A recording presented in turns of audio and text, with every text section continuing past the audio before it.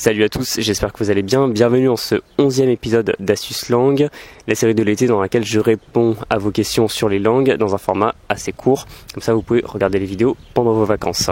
Alors aujourd'hui, je vais répondre à une question de Céline, ou plutôt rebondir sur sa question, parce qu'elle nous dit qu'elle apprend le hawaïen et que la plupart des ressources sont en anglais ou en hawaïen, et elle a un peu de difficulté avec l'anglais, donc il est difficile d'avancer. Et plus largement, je vais rebondir sur la question de comment apprendre une langue quand il y a peu de ressources disponibles. Et malheureusement, le meilleur réflexe qu'on peut souvent avoir, c'est d'aller chercher dans une autre langue que le français pour trouver des ressources.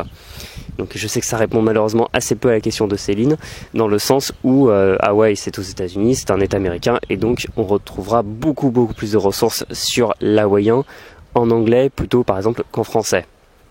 Mais ça c'est quand même très intéressant parce que c'est une démarche qu'on peut avoir à partir du moment où on maîtrise plusieurs langues à un suffisamment bon niveau. D'ailleurs ça peut être un très bon moyen d'entretenir une nouvelle langue, d'entretenir plutôt une ancienne langue que vous connaissez déjà et d'apprendre par-dessus une nouvelle langue depuis cette langue connue, par exemple l'hawaïen à partir de l'anglais. Et c'est très intéressant comme réflexe quand vous apprenez par exemple une langue régionale, une langue minoritaire d'un pays. Donc l'hawaïen aux États-Unis. Je pense que pour une personne qui voudrait apprendre des langues régionales en France, il y aura plus de ressources en règle générale en français que dans une autre langue. Si vous voulez apprendre une langue, par exemple, je sais pas, le Plattdeutsch en allemand, il y aura sans doute beaucoup plus de ressources en allemand. Je suppose aussi que si vous voulez apprendre une langue minoritaire d'Amérique du Sud, il y aura beaucoup plus de ressources en espagnol et ainsi de suite. C'est pour ça que c'est assez ingrat, parce que le nombre de langues pour lesquelles il y a beaucoup de ressources est finalement assez restreint en français, c'est-à-dire l'anglais, l'espagnol, l'allemand, l'italien, le chinois, le japonais, le russe et ainsi de suite. Ça on trouve facilement, mais dès qu'on va chercher dans des langues plus rares dans le monde, eh bien il faut aller chercher potentiellement les ressources dans une langue étrangère. Par exemple, oui, je connais des gens qui apprennent des langues minoritaires de Russie et les ressources en russe sont beaucoup plus disponibles que en français.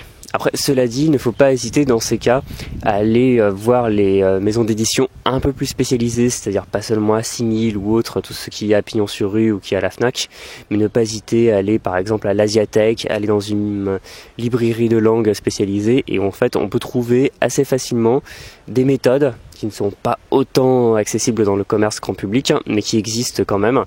Et assez souvent, on est étonné. N'hésitez pas d'ailleurs à me poser vos questions sur des ressources, parce que j'arrive parfois à trouver des ressources. Aussi, n'hésitez pas à aller sur le groupe Facebook Les Langues en Partage, parce qu'il y a pas mal de gens qui apprennent des langues parfois assez rares et qui sortent des principales langues connues, et vous seriez étonné par le nombre de ressources qui peuvent exister en français. Mais dans tous les cas, n'hésitez pas à aller voir dans une autre langue que le français, si bien sûr vous la maîtrisez, parce que vous allez peut-être tomber sur un gisement beaucoup plus intéressant.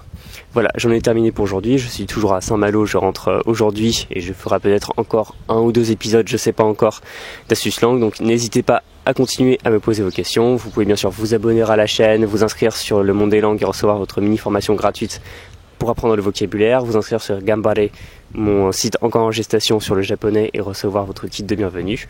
Et on se dit à très bientôt. Je vous souhaite une bonne fin de vacances et énormément de plaisir dans votre apprentissage de langue. Salut!